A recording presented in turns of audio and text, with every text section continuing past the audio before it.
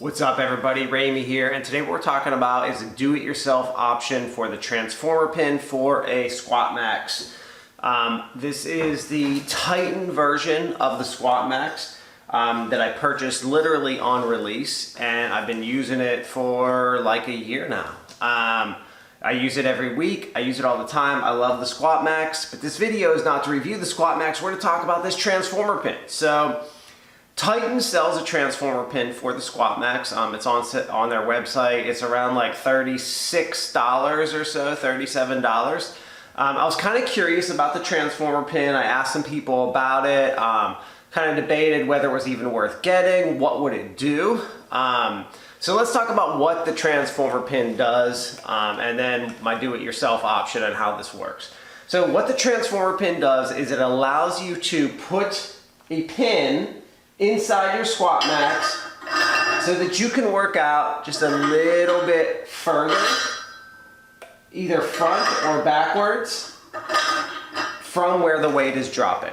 Why would one want to do that? So right now with the Squatmax, the weight is literally right on top, which means it's going directly down. There's a pin underneath the Squatmax. It goes directly down here, straight down vertically.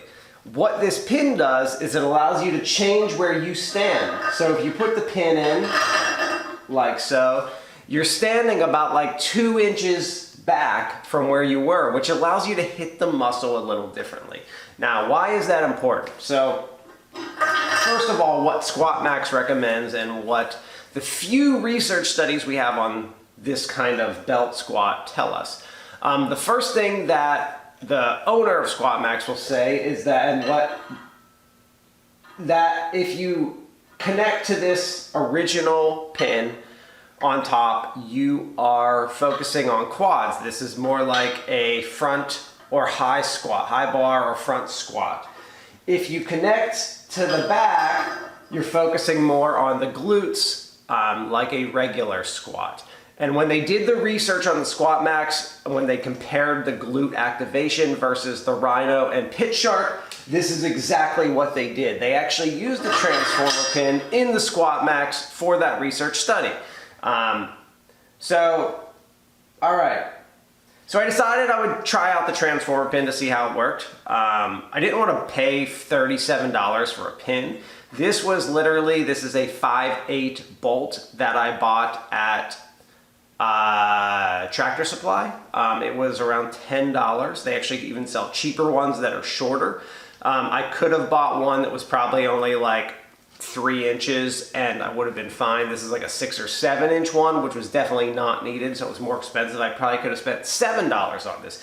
This is a 5/8 bolt. I figure these are used to hold houses up, so probably strong enough than what I'm using on Squatmax to ever bend this sucker. Probably just as strong or stronger than the actual transformer pin as well. Other thing I saw was that I could actually just take a nut on it in order to lock it into transformer. Lock it into here like the transformer pin. All right, so how did it work?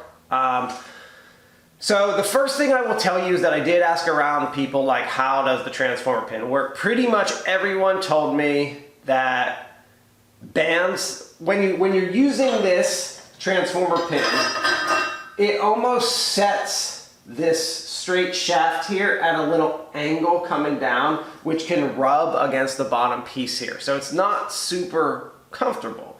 So that had me a little concerned about spending me $36 on the transformer pin in the beginning. So a lot of people said you can kind of solve that using bands. I personally hate using bands with my Squatmax. So I was like, well, I'm never gonna do that, so should I even buy this thing? But I was like, well, if I can get this for 10 bucks, it's a full eye bolt. I can probably use this for other things eventually, so let's just buy it and mess around with it. I can even put this in my rack, like you do some stuff with it, so I figured that is worth the $10. All right, so the first thing that I noticed was that when I put this in the front and used it, even when it was all the way up, totally hit the bottom here, lots of rubbing, completely uncomfortable, just terrible. I'm not even gonna demonstrate it because it was so bad. Talking to other people who have experienced the exact same thing.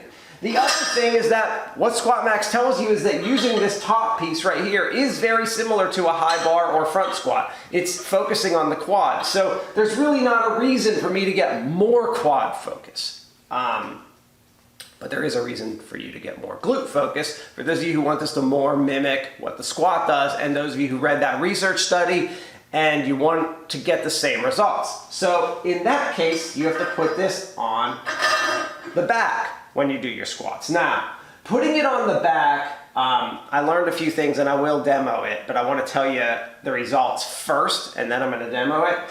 First of all, what I learned is that with this eye bolt, my pin literally has to be as close as possible, like it is right now, like how it's like literally right there.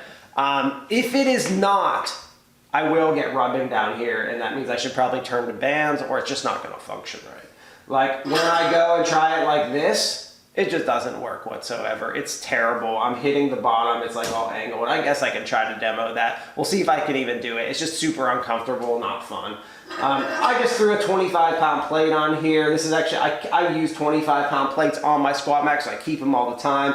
And then in between all my plates, I use like a 2.5, a 5, a 10, in between each 25 to make it super easy. So we'll demo it, but I'll show you what it's like just using it up close, and I'll do one where it's a little further away. You can kind of see how it's kind of uncomfortable. I don't know if you really see the rubbing and see the uncomfortableness. It's more like me describing it.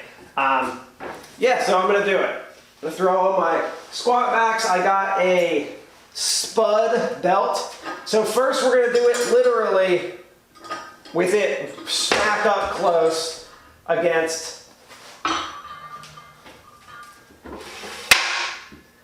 So here is what they did in the research study with the pin right behind where there's more of a glute focus. You can see how low, I mean, I'm hitting the seat right now. I'm actually sitting a little bit, and I only have 25 pounds on me. But you can see how low, very comfortable, no issues whatsoever doing that.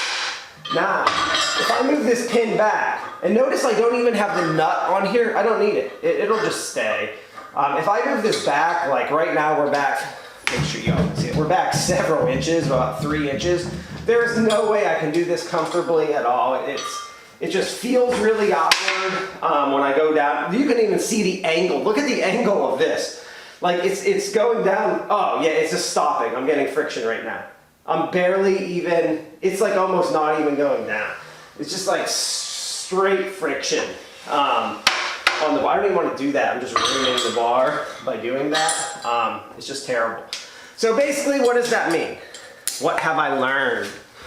Well, I've already told you what I've learned. I've learned that, yes, this does work. Yes, this is a cheap solution to the transformer bar. And if you want that glute focus, you will get it, and you have to put it literally up against it, but that's a solid like 2 inches further back. So that's like the difference from almost like front squat to high bar squat, or from high bar squat to low bar squat. Like it's that big of a difference. So it is worth spending the money on this do-it-yourself option. I can't imagine this ever bending. But yeah, super cool do-it-yourself option, does work, and can be worth it for those of you that have the Squatmax and just want a little variation. All right, y'all, later.